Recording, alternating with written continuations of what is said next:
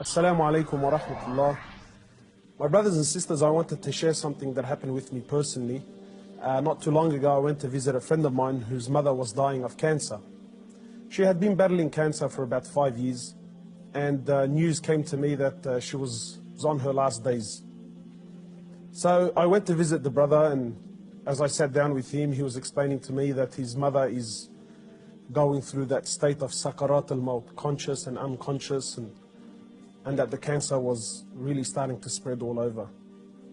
So as I sat with this friend of mine and we were talking, his eyes teared up.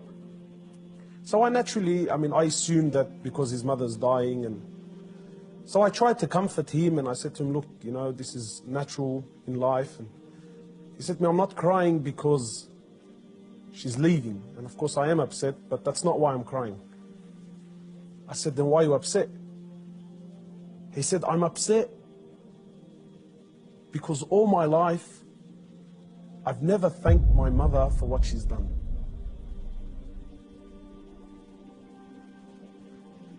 And honestly, I can't explain what happened to me when he said these words, He said, all my life, I've never once in my life said thank you to my mom. He said, and now that she's sitting in the next room and she's alive, but she's conscious and unconscious, and even if I spoke to her, she's not going to be able to understand or comprehend the words that I'm saying. And wallahi, my brothers and sisters, this really affected me. That all his life, all of our lives, for those of us who are fortunate enough that their mothers are still around, my mum has been there all my life, never failed me once, and never once have I ever come to her and just said thank you. And not one of those thank yous with some flowers, and that's a good thank you, but those really deep thank yous. That thank you that if she left me now, I've told her and I thanked her from the depths of my heart. Wallahi, my brothers and sisters, I haven't been able to forget this. That when was the last time you thanked your mother? When was the last time you showed your mother genuine appreciation for everything that she's ever done?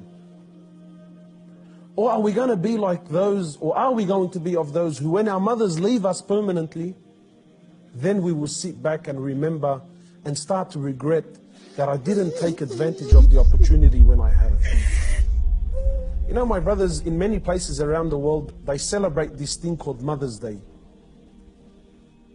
And it breaks my heart because in Islam, in truth, Mother's Day is every day.